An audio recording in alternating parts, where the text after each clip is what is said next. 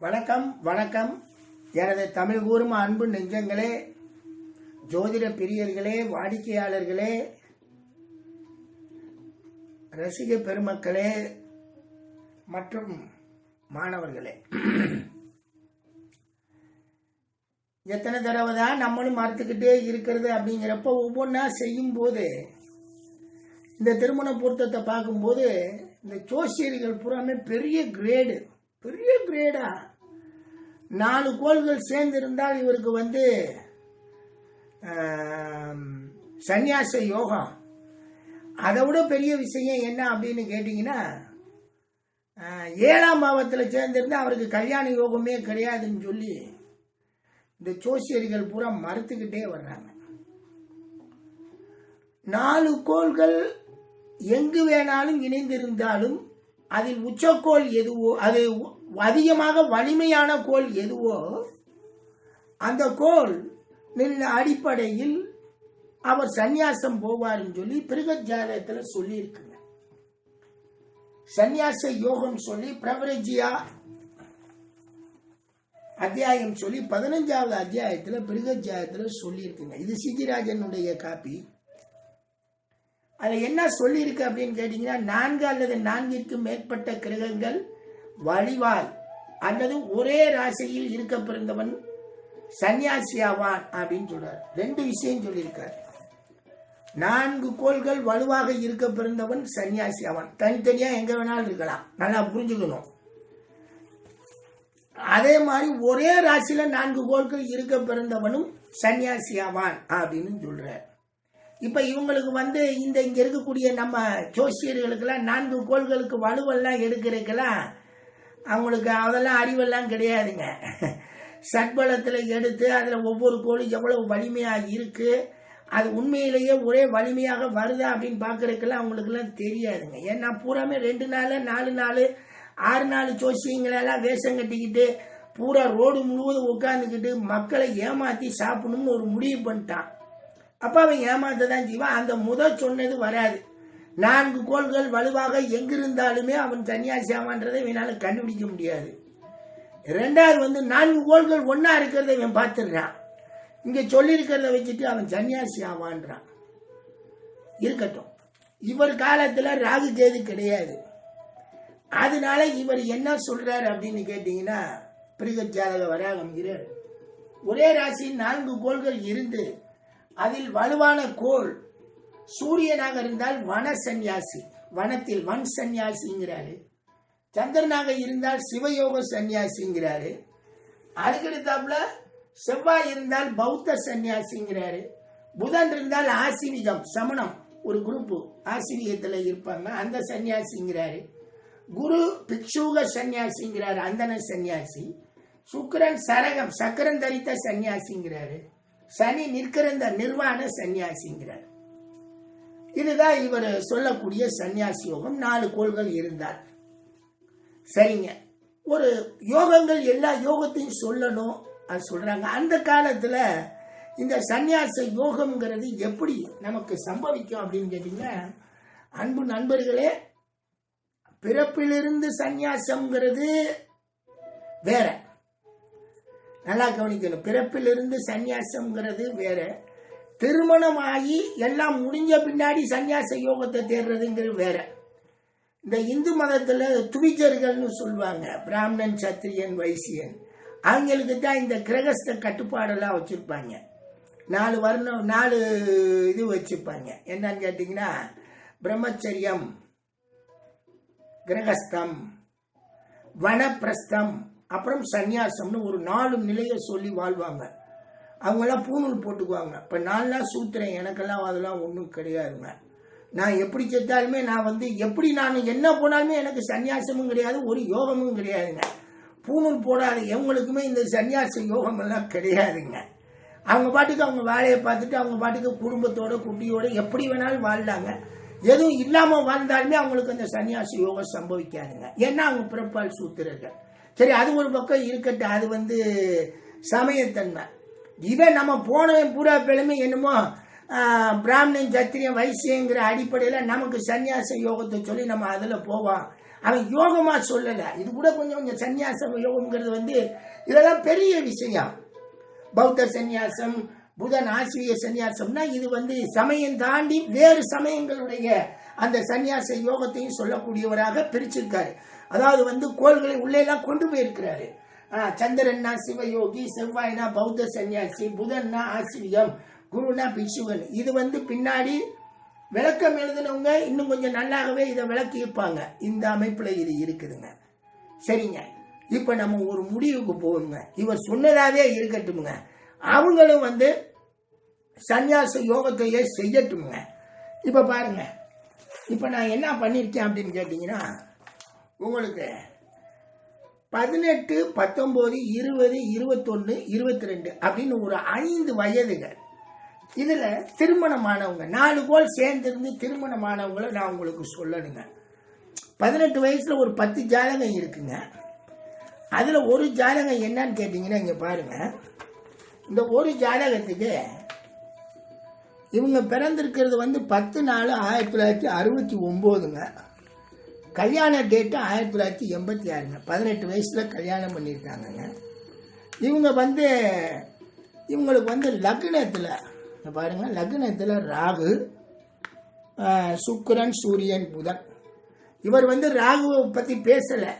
இருந்தாலும் இன்னைக்கு இருக்கிறவங்க இந்த ராகுவையும் ஒரு கோளாக்கி 4 கோளுன்னு சொல்லி சொல்றதுனால நான் அதை எடுத்திருக்கிறேங்க. 18 வயசுல 4 கோள் சேர்ந்து ஒருத்தருக்கு கல்யாணம் ஆயிருக்குங்க. இன்னும் நிறைய எடுக்கலாங்க, நிறைய இருக்கு. நிறைய ஜாதகங்கள் எடுத்தீங்கன்னா எல்லா வயசுலையும் நீங்க கல்யாணம் பண்றத பார்த்துருக்க முடியும். 4 கோள் சேர்ந்தவங்கள. இது வந்துங்க 19 வயசுல கல்யாணம் பண்ணவங்க. 19 வயசுல இவர் எங்கன்னா, இவங்க யாருன்னு கேட்டீங்கன்னா, பேர் வந்து வெங்கடாச்சலம், அவினாசி பக்கத்துல தான் பிறந்திருக்காரு.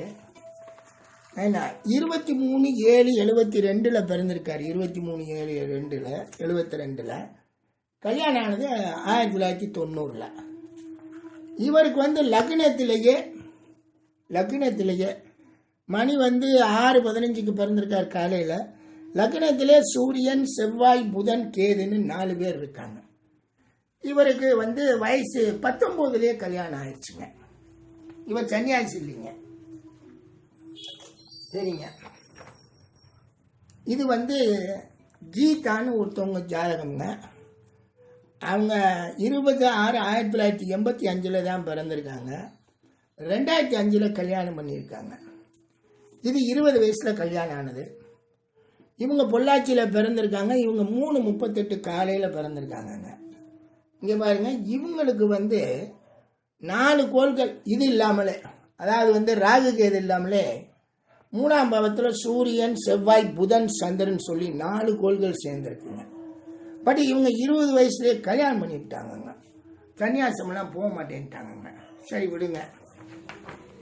இவங்கள பார்த்தீங்கன்னா, இது வந்து ராதாமணின்னு சொல்லி ஒருத்தவங்க 11/10/1977 காலையில் 6:30 அவினாசியில் பிறந்திருக்காங்க. 97 கல்யாணம் பண்ணிட்டாங்க 20 வயசுல. இவங்க பாட்டுக்கு அவர் வராகமிகிரர் சொன்ன மாதிரி இவங்களுக்கு நடக்கலைங்க. பாருங்க, லக்னம் கன்னி லக்னம், லக்னத்தில் சூரியன், ராகு, புதன், சந்திரன் சொல்லி 4 பிளானட் இருக்குங்க. 20 வயசுல இவங்க பாட்டுக்கு கல்யாணம் பண்ணிக்கிட்டாங்க. சன்னியாசி யோகம் போலீங்க. சரிங்க, அடுத்தாப்புல பார்த்தீங்கன்னா இது 21 வயசுக்குங்க. 21 வயசுக்கு பார்த்தீங்கன்னா நிறைய பேர் வந்துட்டாங்க கல்யாணம் பண்ணி. 21 வயசுல வயசு கூடுனதுனால கல்யாணம் பண்ணிட்டாங்க போல இருக்கு. இங்கே பாருங்க, 30/10/1976 மாலை 5:09 பிறந்திருக்காங்க. பிறந்தது வந்து கல்யாணம் வந்து 2001, 21 வயசுல. 7ஆம் பாவத்தில் இவங்க சொல்றாங்கல்ல, இந்த 7ஆம் பாவம் கலத்திர பாவம்னு, அதுலேயே கோள் இருக்கு. மேச லக்னம். அங்கே பார்த்தீங்கன்னா செவ்வாய், சூரியன், ராகு, புதன் 4 பிளானட் இருக்குங்க. ஏங்க, கல்யாண பாவத்திலேயே 4 பிளானட் இருக்குங்க. இத்தனைக்கு ராகு தோஷம்னு வேற சொல்லுவாங்க. 4 பிளானட் இருக்கு. இவங்க வந்து சன்னியாசம் போலங்க. இவங்க வந்து குகப்பிரியான்னு பொண்ணுங்க. இங்கே பாருங்களேன், இவங்களுக்கு கல்யாணம் ஆகி போச்சுங்க 21 வயசுல. பாருங்க. சரி, இதுதான் அப்படி இருக்கு அப்படின்னு பார்த்தா, இதுக்கு அடுத்தாப்புல பார்த்தீங்கன்னா இங்கே பாருங்க, நித்யா அப்படின்னு ஒரு பொண்ணு, இவங்க வந்து அவினாசி பக்கத்தில் பிறந்திருக்காங்க. 12/6/84 பிறந்திருக்காங்க. இவங்களுக்கு கல்யாணம் 2004 ஆயிடுச்சு, 21 வயசில். ஏன்னா இவங்களுக்கு பார்த்தீங்கன்னா லக்னம், இவங்க வந்து காலையில் 4:45 பிறந்திருக்காங்க. ராகு புதன் சுக்கிரன் சூரியன் ரிஷப லக்னத்தில் 4 பிளானட் ராகுவோட சேர்ந்துருக்குங்க. சரி, இவங்க இதோட முடிஞ்சானா இல்லைங்க. அடுத்து 21 வயசில் இன்னொரு பொண்ணுங்க, ஆமாம் கோமதிங்க. இவங்க வந்து 9/8/1980ங்க. என்னங்க 27/4/2001 பிறந்திருக்காங்கங்க. லக்னத்தில் ராகு சூரியன் புதன் சந்திரன். பூரா பொண்ணு ஜாதகமாக வந்துட்டு இருக்கு, அதை நீங்கள் பார்க்கணும். ஏங்க ஆம்பளைக்கு தானங்க சன்னியாசி யோகம், பொம்பளைக்கு இல்லைங்க அப்படின்னு சொல்லிடாதீங்க. ஏன்னா இங்கே இருக்க ஜோசியர்கள் பூரா பொம்பளைக்கு இருந்தாலும் அது சன்னியாசி யோகம், அது கல்யாணம் ஆகாது, அந்த ஜாதகத்தை தூக்கி போட்டுருங்க, அவங்கள பாட்டுக்கு எனக்கு நான் விட்டுருங்கன்னு சொல்லி இந்த ஜோசியம் பூரா சொல்லிக்கிட்டு இருக்கான். அதனால நான் பொம்பளை ஜாதகத்தையும் எடுத்து சொல்லிக்கிட்டு இருக்கேன். அடுத்தாப்புல தேவிகான்னு ஒரு பொண்ணுங்க, 11/11/1958. அவங்க வந்து 4 மணிக்கு காலையில் பிறந்திருக்காங்க அவினாசி பக்கத்தில். அவங்களுக்கு பார்த்தீங்கன்னா 2ஆம் பாவம், இங்கே குரு சந்திரன் சூரியன் சுக்கிரன் சொல்லி 4 பிளானட் 2ல் இருக்குங்க. இவங்களும் 21 வயசில் கல்யாணம் பண்ணியிருக்காங்க. இதில் ராகு கேது இல்லைங்க. அடுத்தாப்புல பார்த்தீங்கன்னா இன்னொருத்தவங்க வந்து பூர்ணிமான்னு ஒரு பொண்ணு, அவங்க வந்து உங்களுக்கு வந்து 19/8/1968 பிறந்திருக்காங்க. 88 கல்யாணம். அவங்களும் 21 வயசில் கல்யாணம் பண்ணியிருக்காங்க. அவங்க வந்து கிட்டத்தட்ட காலையில் 10 மணிக்கு கோயம்புத்தூரில் பிறந்திருக்காங்க. சூரியன் புதன் குரு சுக்கிரன்னு சொல்லி 4 பிளானட்டு சேர்ந்து 12ஆம் பாவத்தில் இருக்குங்க. அவங்களும் கல்யாணம் பண்ணியிருக்காங்கங்க. கல்யாணம்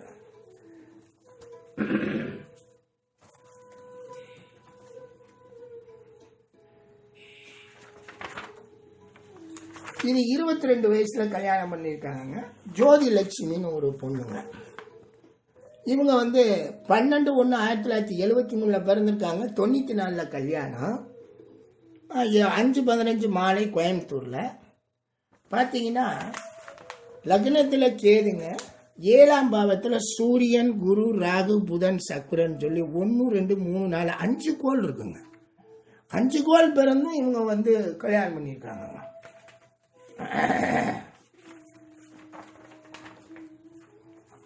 அப்புறம் லட்சுமி சுதான்னு சொல்லி ஜாதகம் 10/8/1980 காலையில் 6:38 பிறந்திருக்காங்க. 2001 கல்யாணம். இவங்களுக்கு 22 வயசில் கல்யாணம் ஆயிருக்கு. இவங்களுக்கு 4 கோள்கள் வந்து லக்னத்திலே இருக்குங்க, ராகு சூரியன் சந்திரன் புதன்.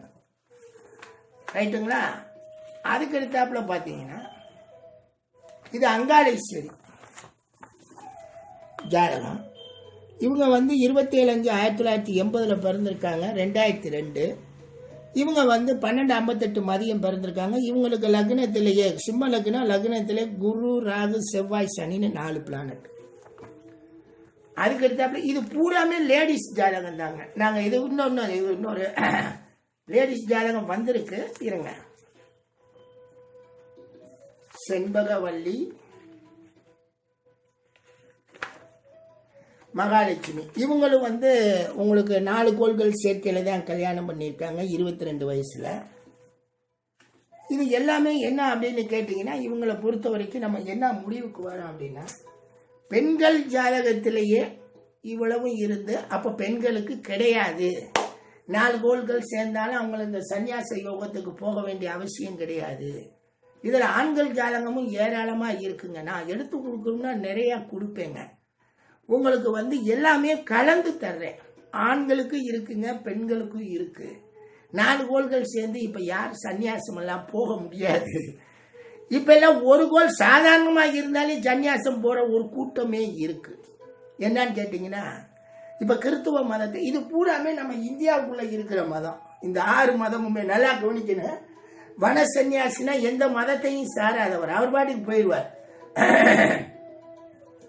இது சிவ சன்னியாசம், பௌத்த சன்னியாசம், இது வந்து உங்களுக்கு பெருமாள் சன்னியாசம், இது ஆசிவிக சமண சன்னியாசம், இது அந்தன சன்னியாசம், இது நிர்வாணமா எனக்கு நான் திருறாங்கல்ல அந்த சன்னியாசம். ஆக இங்கே நம்ம இந்து மத சமயங்கள் இது இந்தியாவில் இருக்கக்கூடிய அந்த 4 சமயம் 5 சமயங்களை பற்றி இது பேசி முடிச்சிட்டார். முடிஞ்சு போச்சு. இந்த சன்னியாசியை இந்த கோளுக்கெல்லாம் அந்த ஆதிபத்தியம் கொடுத்துட்டார். ஓகே, இப்போ நமக்கு என்ன வேணும் அப்படின்னு கேட்டிங்கன்னா, இதுபடி இவன் சொன்னபடி 4 கோள்கள் சேர்ந்து யாராவது சன்னியாசி யோகத்தில் இருக்காங்கன்னா சத்தியமாக இல்லைங்க. ஏன்னா இது இல்லாமலே நிறைய பேர் சன்னியாசம் போகாமல், இது கோள்கள் இந்த மாதிரி சேராமலே தனித்தனியாக இருந்தே பிரம்மச்சரியமாக இருக்கிறவங்க இருக்காங்க, விரதமாக இருக்கிறவங்க இருக்காங்க, எப்படி எல்லாமும் வாழ்றவங்க இருக்காங்க. தயவு செய்து திருமணத்தை கெடுத்து கொள்ளாதீர்கள். இந்த மாதிரி சொல்லக்கூடிய ஜோசியர்கள் இது சன்னியாச யோகம் சொன்னான்னா அவனை சப்புன்னு அறையலாம் நம்ம. ஏன்னா அவனுக்கு ஒண்ணுமே தெரியாது. இவர் ஒரே ஒரு இடத்துல தான் சொல்றாரு, நம்ம வராகமிகரர் சொல்றாரு, ஒரே ஒரு இடத்துல தான் சொல்றாரு, பிரஜ்யா யோகம் சொல்லி, அதாவது பிரவிரஜயா யோகாத்தியாயம் சொல்லி இவர் 15வது அத்தியாயத்துல 4 கோள்களை சொல்றாரு. அதுக்கடுத்தாப்புல என்ன சொல்றாரு, 2வது ஸ்லோகத்துல மிகவும் வலுவுள்ள கோள் அஸ்தங்க மதம் அடைந்திருந்தால் யோகியாகாமல் யோகிகளுடன் சிநேகம் செய்திருப்பாருன்னு சொல்றாரு. வலுவுள்ள கோள் கிரக யுத்தத்தில் தோல்வி அடைந்த போது மற்ற கிரகங்களால் பார்க்கப்பட்டால் யோகியாக மாட்டான்னு சொல்றாரு.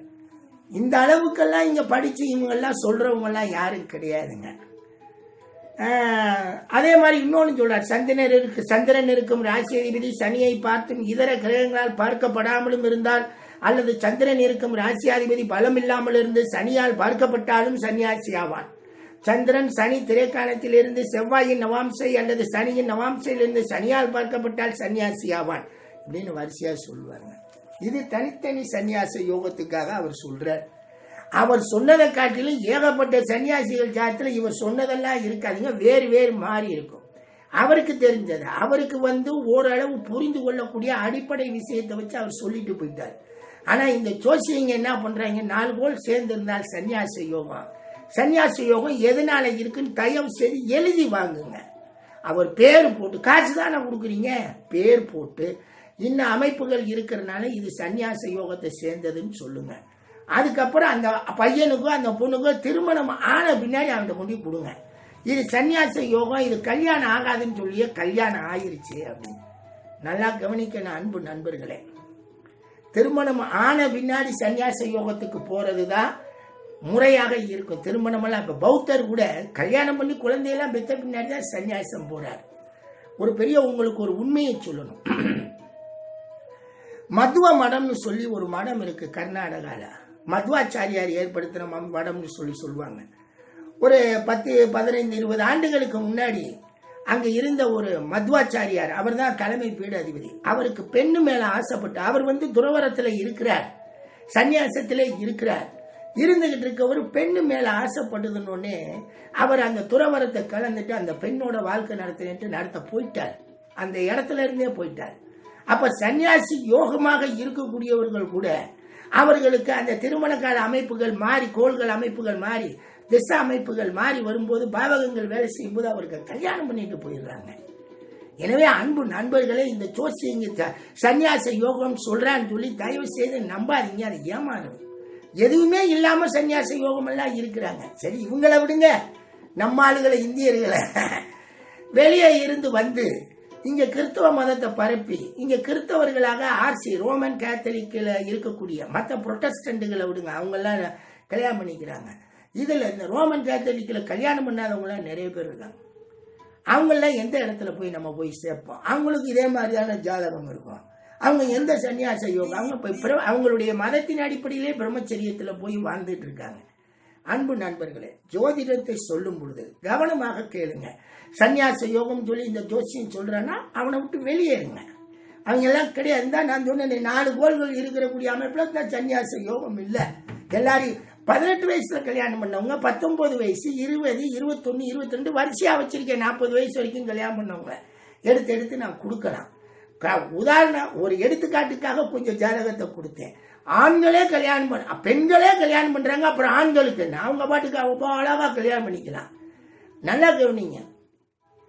பிரம்மச்சரியம், அப்புறம் கிரகஸ்தனா மாறுறான், குடும்பம் கட்டுறான், எல்லாம் பண்றான். அதுக்கப்புறமே படிக்கிறான், குடும்பமா மாறுறான், அப்புறம் குடும்பத்தை விட்டு பிரிஞ்சு போறான். அப்புறம் தான் சன்னியாசம் தான் இவங்க சொல்லி வச்சிருக்காங்க. ஆனா தயவு செய்து நீங்க அதெல்லாம் நினைக்காதீங்க. கல்யாணத்துக்கு போங்க. திருமணம் செய்வது மிக மிக சிறந்தது. அதனுடன் அட்ஜஸ்ட் பண்ணி அதனுடைய வாழ்க்கையை வாழ்ந்து அது என்ன மாதிரி இருக்கோ அப்படிங்கிறத பார்த்து போகணும். சிலருக்கு சரி இருக்காது, அது அவங்க ஜாதக அமைப்பு. சிலருக்கு சரியா இருக்கும், அது அவங்க ஜாதக அமைப்பு. அதனால இந்த சன்னியாச யோகம் சொல்லி ஜோசியர்கள் சொல்றாங்கன்னு சொல்லி நம்ப வேண்டாம். அதுல எதுவுமே கிடையாது. 4 கோள்கள் சேர்ந்திருந்தும் திருமணமானவங்க இருக்காங்க. என் நண்பர் பையன் கூட முந்தா நாள் ஒருத்தர் சொன்னார், யாரோ இந்த தமிழ்நாட்டில் பெரிய ஜோசியம் சொல்லிட்டு ஏமாத்தி திரிகிற ஒரு கூட்டக்காரங்கல்ல என்ன பண்ணானா, இவர் ஜாதகம் போனோடனே 4 கோள் 7ஆம் பாவத்தில் சேர்ந்துருக்கு, அதனால இவர் சன்னியாச யோக ஜாதகம்னா அவனெல்லாம் உதைக்கணுங்க. பையங்களுக்கு விவரம் தெரியல, எழுதி வாங்கி விவரம் கேட்டு அவன் மேல கேஸ் போடணும். இந்த 4 கோள் சேர்ந்து இருக்கிறவன்லாம் கல்யாணம் பண்ணி இருக்கானே, நீ எப்படிடா சொல்ற, எந்த ஆய்வோட சொல்ற? ஏன்னா ஒருத்தனுடைய வாழ்க்கையை கெடுக்கிறான் அவன். ஏன்னா இவன் என்னமோ பெரிய அறிவாளி, எல்லாத்தையும் கண்டுபிடிச்ச மாதிரி. பூரா பேருமே ஐயோ இந்த டிவியில வந்துக்கிட்டு இந்த யூடியூப்ல அப்லோடெல்லாம் பண்ணிக்கிட்டு நிறைய பேர் திருறாங்க. தயவுசெய்து நான் யாரையும் பார்க்கல, ஆனா எல்லாரும் அயோக்கியர்கள் தான், திருடர்கள் தான். ஏன்னா ஆய்வு செய்யி, சொன்னதுல என்ன வருதுன்னு பாரு. எடுத்த உடனே இவங்க பெரிய ஜோசியரா, அப்பாயின்மெண்டா வெண்ணாங்கட்டி. காந்தி பிறந்த ஊர்ல பிறந்து விட்டு என்ன அப்பாயின்மெண்ட் வேணும்? நீங்க அமெரிக்காலையா பிறந்தீங்க? பூராமே நேற்று வரைக்கும் பிச்சை எடுத்துருப்பாங்க. இன்னைக்கு வந்துக்கிட்டு பெருமையா நான் ஜோதிடம் சொல்றேன்னு சொல்லி பொய்யா சொல்லிக்கிட்டு ஒருத்தெல்லாம் சூட்சும விதி, அதுல சூட்சுமம் இதுல சூட்சம்லாம் சொல்லி ஏமாத்திட்டு இருக்கா யூடியூப்லயும் டிவிலையும். நான் சொல்றேன், எங்க 33 வருஷம் 34 வருஷத்துக்கு முன்னாடியே உள்ள வரும்போது சொல்றேன், கோச்சாரம்ங்கிறது பொய்யிடான். அத இவன் இப்ப ஏதோ ஒரு டிவியில போய் நம்மெல்லாம் சொன்னதை கேட்டு இவன் ஒரு டிவியில சொன்னான்னு சொல்லிட்டு அதை ஒண்ணு ஏத்த கேட்டு சொல்றாங்க. பூராமே அறவே காட்டு போயிருங்க. படிக்கணுங்க, படிக்கணும், செய்யணும், மக்களுக்கு சொல்லி கொண்டு போய் போகலாம். அவங்கள என்ன கேட்க வர்றாங்க அதுக்கு தான் போகணும்.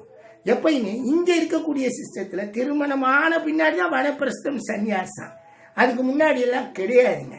எனவே தயவு செய்து வாழ்க்கையை வாழ விடுங்க, மனிதர்களை கல்யாணம் பண்ண விடுங்க, திருமணம் பண்ண விடுங்க. நன்றிங்க, நன்றிங்க, நன்றிங்க. சப்ஸ்கிரைப் பண்ணுங்க, லைக் பண்ணுங்க, ஷேரும் பண்ணுங்க. தேங்க்யூங்க, தேங்க்யூ.